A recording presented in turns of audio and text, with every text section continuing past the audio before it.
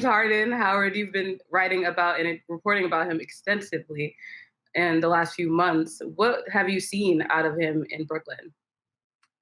Well, I mean, it's wild. So the last couple times I wrote about Harden, and in particular before the trade, the question I asked was, is James Harden, wherever he ends up, going to be willing to take on a different role? Is he willing to evolve? Is he willing to do less?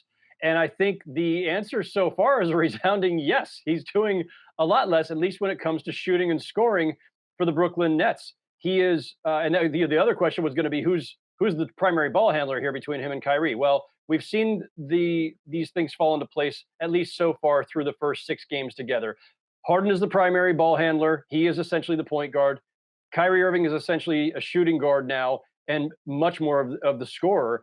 Harden is taking a lot fewer shots than he ever has in his career, and certainly fewer than Kevin Durant and Kyrie Irving. So it's a ways to go yet. This is still a feeling out period, and James Harden, by the way, still getting back into real shape. So I wouldn't assume that what we've seen through 6 games is definitive and permanent. This is not necessarily going to be the state of the Nets for the rest of the season or the rest of the time that these three are together.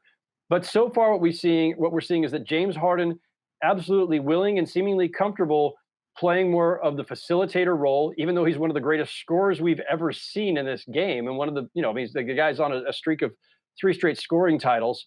That streak is probably going to end if things keep going the way they're going for him. But maybe he's turned the corner on that at age 31. Maybe he is ready to say, listen, it's not about the numbers. It's not about the stats or the individual glory. I forced a trade because I wanted to do something greater. I want to win titles. And if that means feeding Kevin Durant, feeding Kyrie Irving, picking my spots more, then that's what I'm going to do. I don't know if that's actually the thought process right now, but that's what he seems to be telegraphing so far. Yeah, he's been way better than I thought he would be. And remember, James Harden has always been a relatively high assist guy, even in Houston, with all the points he scored. So I'm not as surprised that he's doing that. The shot taking has been surprising. I thought he would really struggle with just resisting that temptation to take, a ton of shots, which we know he's more than capable of doing and has shown the ability to do at a high level. But to rendering that scoring title, it's probably going to render it to his teammate, Kevin Durant, who has been ridiculously efficient this year, shooting better than 51% from the field, better than 41% from three-point range. He's always been a relatively good free throw shooter in the mid to high 80s. So I'm just been pleasantly surprised at how it doesn't look forced. It looks very seamless how he's kind of ingratiated himself. And, to me, the fly in the ointment or on the head of the vice president, whichever way you want to call it, Kyrie Irving, him fitting in, it's been interesting. It's had its moments where it's looked really good. And it's had moments where I'm like, now I remember why some people like to refer you as Kyrie. The jury is still out on me on how the three of them can function. But to be candid with you, if Kyrie Irving was not in the mix, I would have no problem saying that Brooklyn Nets team is the runaway favorite to come out of the East. But Kyrie, to me, it's a feast or famine type thing. They're either going to be that and then some, or they're going to suffer a significant setback when they least expect it, in part because of his presence and just his decision-making and, frankly, him reverting back to Kyrie, the guy that we saw at the tail end of his time in Boston. Yeah, listen, I think any of you who were around that team, Celtics fans, Celtics media, Celtics officials, anybody within the greater New England region, probably pretty scarred by that experience to the point where it's going to be hard to, be generous with the idea that Kyrie Irving could still himself evolve, right? We're seeing James Harden potentially evolve. Can Kyrie Irving be a better version of himself with this Nets team?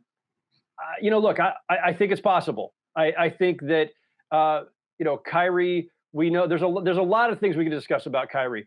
And I know that a lot of these things are viewed through a jaded lens, but he is a reflective person. You may not like how he reflects. You may not like the way he expresses himself. You may think that the times that he sounds like he's being really reflective, and then you're expecting him to kind of turn around and then do the opposite the next day. I get that. If anybody views him that way, I understand it. I'm not going to try to talk you out of it. I would just say the demeanor that he returned with after being away from the team for a couple of weeks, the interviews he's done so far, strikes me as somebody who is very comfortable with where things are right now, and on the court seems okay with where things are as well. And look, he already has a championship. Right. Kevin Durant's got 2 championships. James Harden is the one who probably has to sacrifice the most because he's the one who needs to make the trade-off the most because he hasn't won. But True. that said, Kyrie's also at a time in his career, late 20s, where, how much does he need to feed his own ego or his own desire for individual glory? I think that like the other guys on this team, they're all in mid to later career where you start to recalibrate a little bit. I'm not going to assume anything. I try to be very non-judgmental with these things. Anybody is capable at any time in their career of turning the corner, of doing things a little bit differently, of surprising us. Like, and if these guys could never surprise us, players and teams could never surprise us, then why would we watch, right? So I don't want to pigeonhole him any more than anyone else. I think it can work. I've been skeptical about it working only because the pure volume of offense that these 3 guys individually have consumed in the course of their careers, it makes it look or seem on paper to be a difficult arrangement. And they give up a lot of defense and depth in the process of acquiring Harden. So I'm still a little skeptical because I think the overall roster has some functional issues. But I actually think it can work as well. Like, I'm not going to be surprised if we wake up in, I think, July is the finals this year. It's like, it's all a blur. If we wake up in July and the Nets are in the finals, I'm not going to be surprised. If they lose in the second round, I'm not going to be surprised.